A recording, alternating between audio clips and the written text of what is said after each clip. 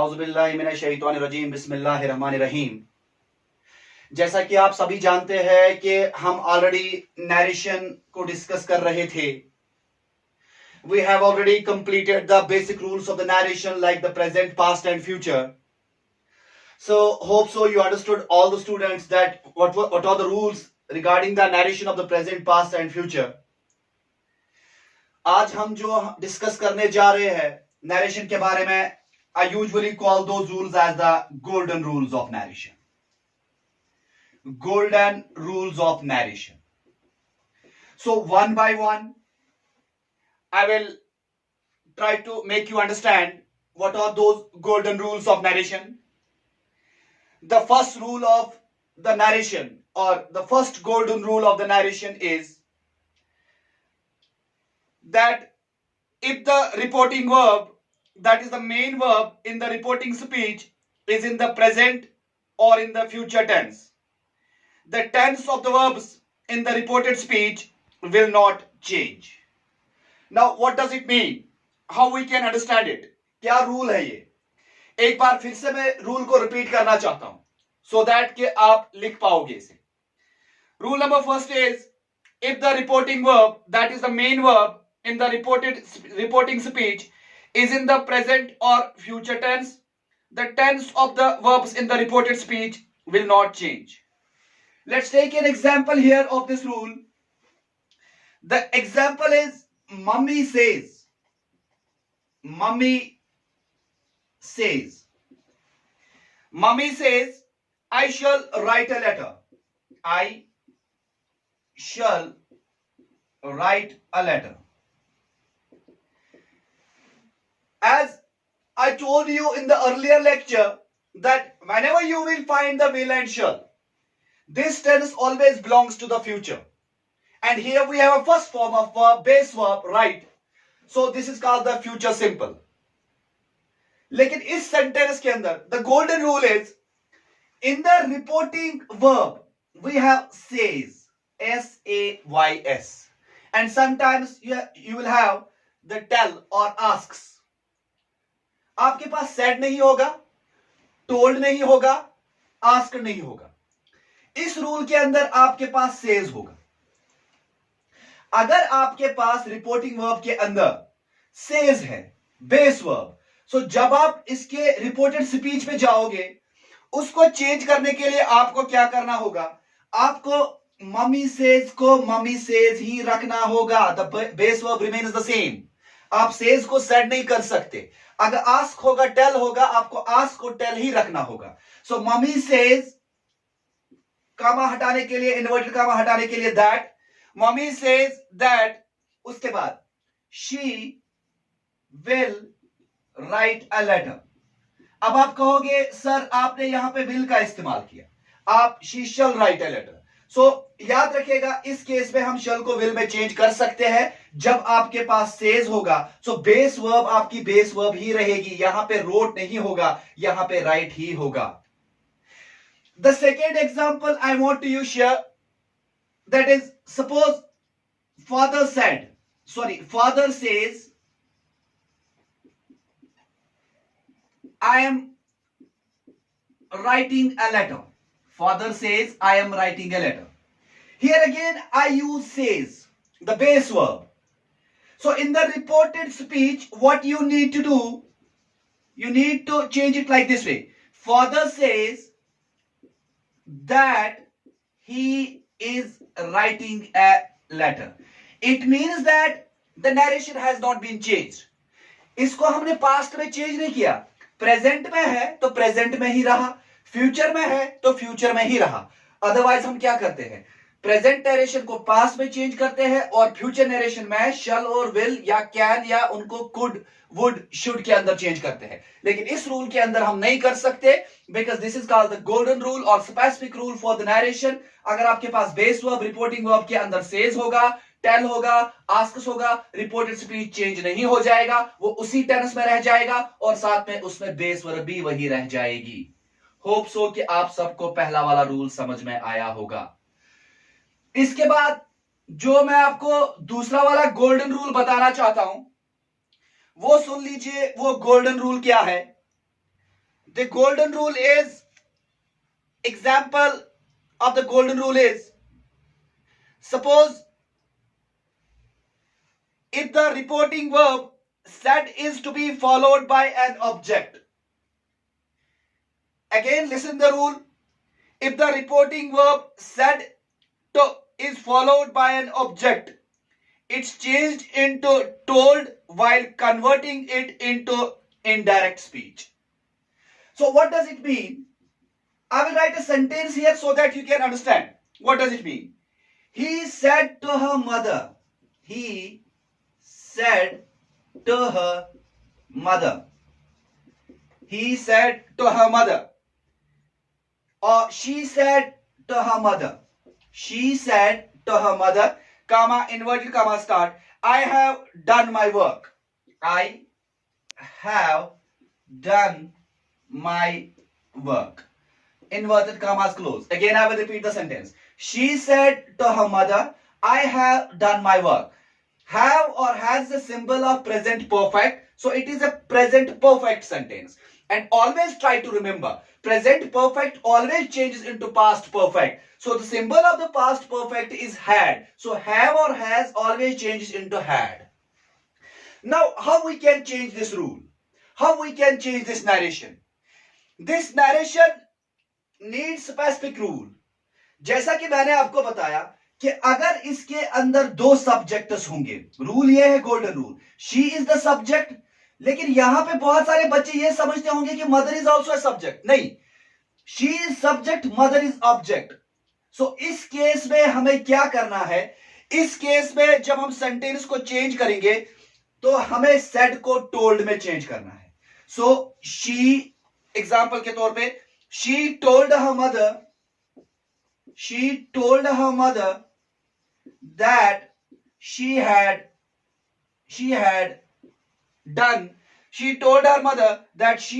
done her work.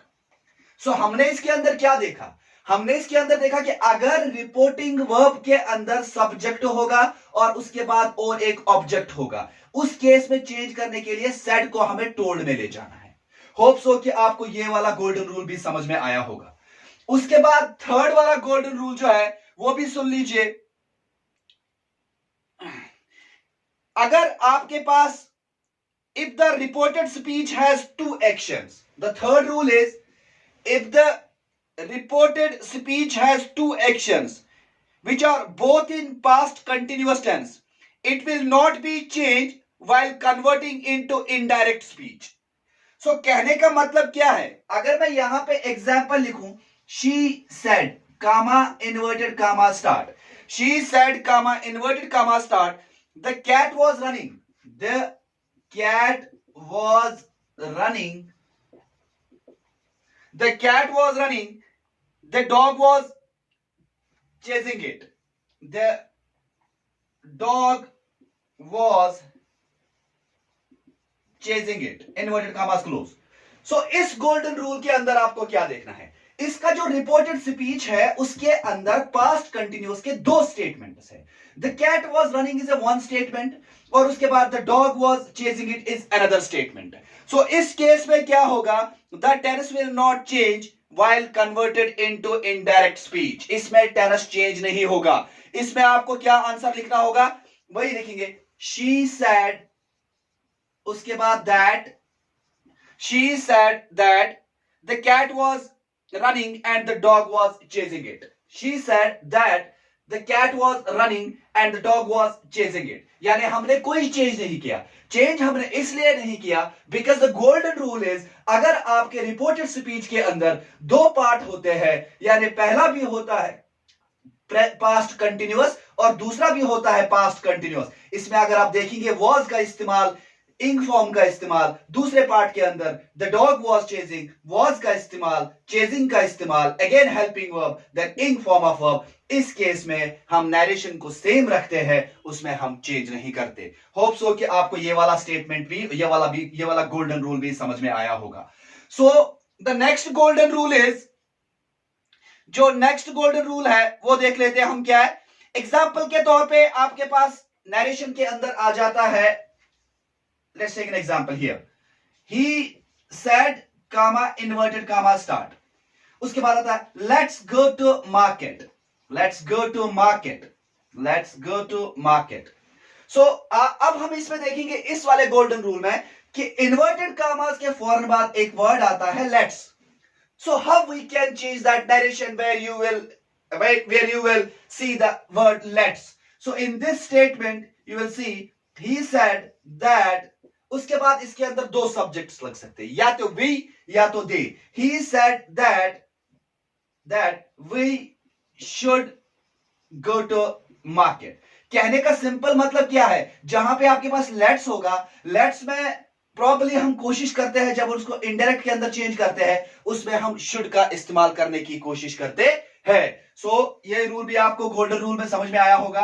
The next golden rule is that अगर आपके sentence के अंदर कभी भी मस्ट होगा या नीड नॉट होगा, मस्ट या नीड नॉट, मस्ट या नीड नॉट, उस केस में आप क्या करेंगे? In some cases must and need not are used in place of have to, यानी must and need not के बदले हम क्या इस्तेमाल करते हैं, उसमें हम चेंज करते हैं have to। यानी एग्जाम्पल के तौर पे हम समझ लेते हैं he said I must go now, he said comma inverted comma start I must go now inverted commas close। सो मैंने क्या कहा, अगर कभी भी आपके नरेशन के अंदर मस्ट आ जाए या नीड नॉट आ जाए, उस केस में आपको क्या करना है, उस केस में आपको या तो हैव इस्तेमाल करना है या तो हैड इस्तेमाल करना है, हैव टू या हैड टू। किस वाले सिचुएशन में? जब आपके पास या तो मस्ट आएगा या तो नीड नॉट आएगा, या तो मस्ट या नीड नॉट जो होगा वो रिपोर्टेड स्पीच में होगा। अब चेंज करेंगे, ही सेड कामा हटाने के लिए दैट, ही सेड दैट, उसके बाद हम क्या करेंगे, he had to go now, he had to go now, बस he had to go now। अब हमने क्या किया, he had to go then, क्योंकि now हमेशा चेंज हो जाता है then में। आपके एग्जामिनेशन के अंदर अगर कभी भी now आता है उसको THEN में चेंज करना होता है, वो हम नेक्स्ट वाले लेक्चर में पढ़ेंगे कि कौन कौन सी चीज चेंज हो जाती है। सो इस रूल के अंदर हमने सीखा अगर आपके नरेशन डायरेक्ट वाले पार्ट में मस्ट आता है या नीड नॉट आता है, या तो आप उसको चेंज कर सकते हो हैव में या तो हैव टू में या तो हैड टू में। एग्जांपल मैंने बताया, he said I must go now, he said comma हटाने के लिए दैट, आई के बदले ही मस्ट के बदले हैड टू। आप हैव टू भी लिख सकते हो, ही, लेकिन हैड टू लिखेंगे यहां पे, he had to go now, third person singular है, so he had to go then, so now change then में हो जाएगा। सो ये था और एक golden rule. Next golden rule जो है वो देख लीजिएगा क्या है, must is used in place of shall have to when it express necessity और कंपल्शन। या तो हम सिंपली कहेंगे कुछ और रूल्स है इसके बगैर, इसके अंदर वो देख लेते हैं कि वो कौन कौन से रूल है, वो इंपॉर्टेंट रूल्स जो है वो देख लेते हैं। याद रखिएगा कि एक और रूल है इसके अंदर गोल्डन रूल, वो देख लेते हैं कि वो गोल्डन रूल कौन सा है। Said is changed into wished, said जो होता है वो चेंज्ड होता है विश्ड में, लेकिन कब?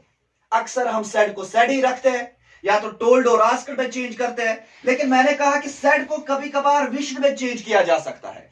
वो कब हम करते हैं? जब भी आपके पास कभी होगा गुड मॉर्निंग, गुड इवनिंग या गुड आफ्टरनून, यानी ऐसा लिखा होगा, he said comma inverted comma start good morning, he said comma inverted comma start good morning। सो मैंने क्या कहा, जब भी आपके पास कोई ग्रीटिंग होगी, good morning, good evening, good afternoon, उस केस में हम क्या करते हैं, said को चेंज करते हैं विश्ड में, he wished that good morning, या तो हम लिखते हैं he respectfully wished that good morning, he respectfully wished that good morning। so said को wished में चेंज करते हैं।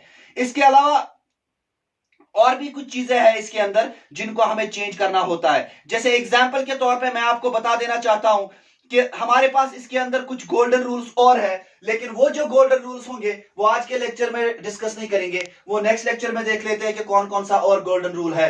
मैं उम्मीद करता हूं कि आपको ये आज गोल्डन रूल वाला नरेशन जो हमने पढ़ा कि नरेशन के अंदर कौन कौन से गोल्डन रूल्स है, इससे आप एक्सपेक्ट करोगे कि एग्जामिनेशन के अंदर क्वेश्चन आ सकते हैं। नरेशन अभी खत्म नहीं होता है, अभी नरेशन में और 2 लेक्चर्स लग जाएंगे, तब नरेशन खत्म हो सकता है। सो होप सो कि आप सबको समझ में आया होगा। बिफोर कंक्लूडिंग माय टॉपिक और before concluding my lecture, I am requesting you all the students or all my well wishers, do not forget to subscribe my channel. The name of my channel is Oceans, that is the origin of creative energies and neuroscience, and do not forget to click on the bell icon. Thank you so much.